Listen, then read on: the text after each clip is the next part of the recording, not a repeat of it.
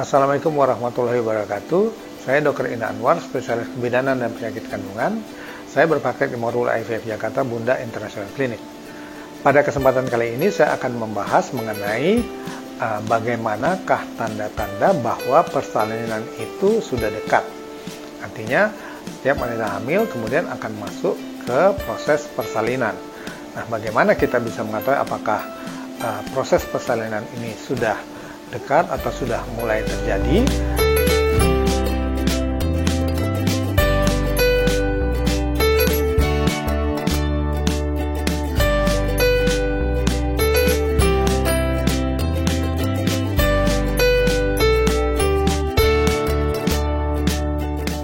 Ada beberapa hal yang mungkin perlu diperhatikan.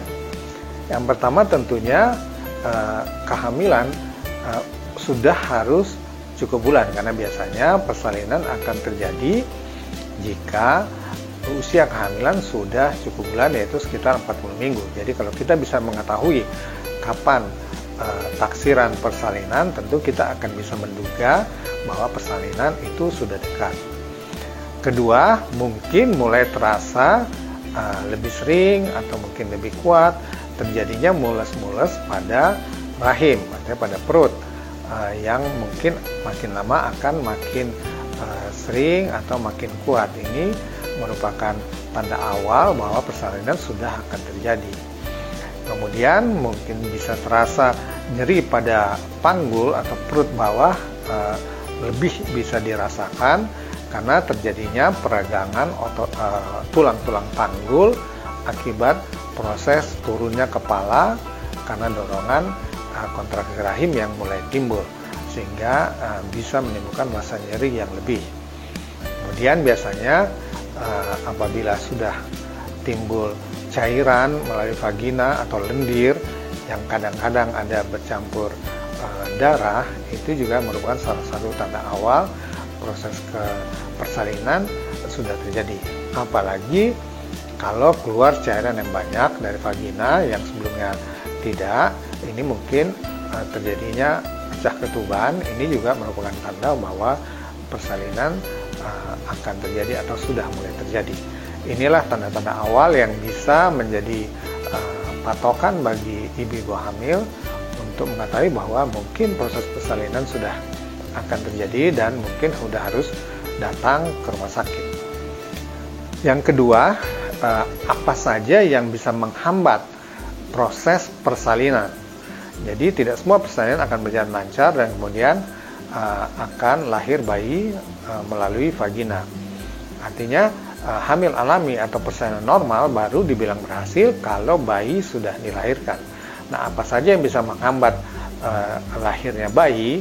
Yang pertama tentu bayi yang besar dari yang normal. Kalau di atas 3.500 kita anggap itu sudah besar, itu bisa saja menyebabkan hambatan dari proses persalinan.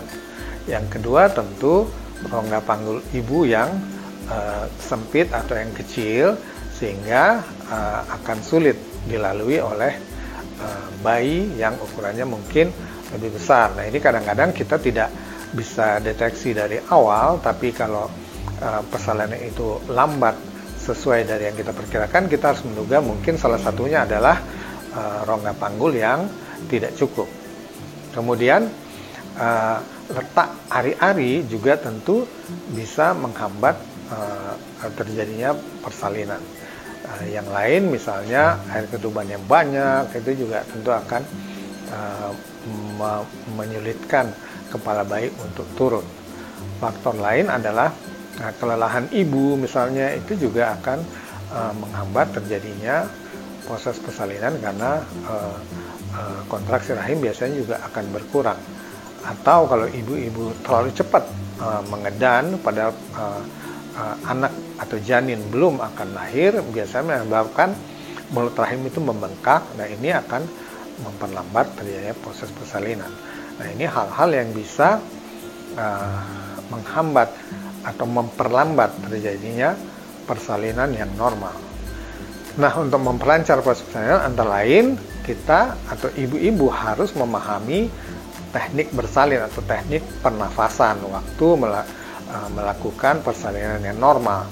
Oleh karena itu, perlu diperhatikan bahwa ibu-ibu jangan sampai panik atau berteriak misalnya akibat rasa mules, rasa sakit yang dialami dalam proses persalinan.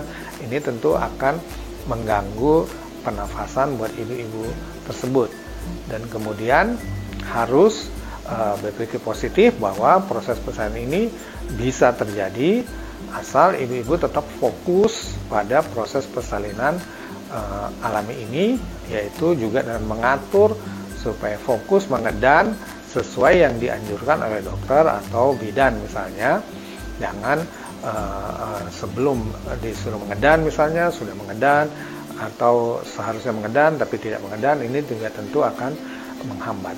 Kemudian harus menarik nafas dalam melalui hidung, dalam-dalam tentunya, sebelum mengedan. Jadi harus mempersiapkan cukup udara di paru-paru sebelum mengedan. Dan mengedan hanya boleh dilakukan jika rasa sakitnya atau rasa mulusnya sudah sampai puncaknya dan biasa sudah diinstruksikan untuk mulai mengedan, baru mengedan. Kemudian waktu mengedan harus menghembuskan nafas dalam-dalam melalui mulut, jadi sambil mengedan. Ini tentu akan memperlancar proses turunnya janin, artinya persalinan alami akan lebih mudah terjadi. Nah, ini yang perlu diperhatikan. Dan yang penting bagaimana ibu-ibu yang tengah menjalani proses persalinan ini untuk bisa menghindari ketakutan akan persalinan normal. Yang pertama tentu ibu-ibu hamil harus mempersiapkan dirinya dari sejak kehamilan bahwa niatnya adalah ingin melahirkan secara normal. Jadi secara mental dan fisik tentu harus mempersiapkan diri dan kemudian harus memahami bagaimana proses persalinan alami itu terjadi sehingga bisa memahami tahapan-tahapan yang akan terjadi dalam proses persalinan. Karena proses persalinan ini kalau secara alami tentu memerlukan waktu yang cukup panjang sehingga fisik dan mental harus kuat. Kemudian paling penting adalah dukungan dari suami atau keluarga untuk menjalani proses persalinan ini, dan juga dengan senam hamil yang dilakukan dari mulai kehamilan tentu akan mengurangi rasa takut atau rasa panik nantinya dalam menghadapi persalinan normal. Nah, tip-tip ini mungkin bisa membantu bagi ibu-ibu hamil untuk menjalani atau untuk mengetahui kapan persalinan itu akan mulai terjadi dan bagaimana proses persalinan normal itu akan terjadi. Terima kasih.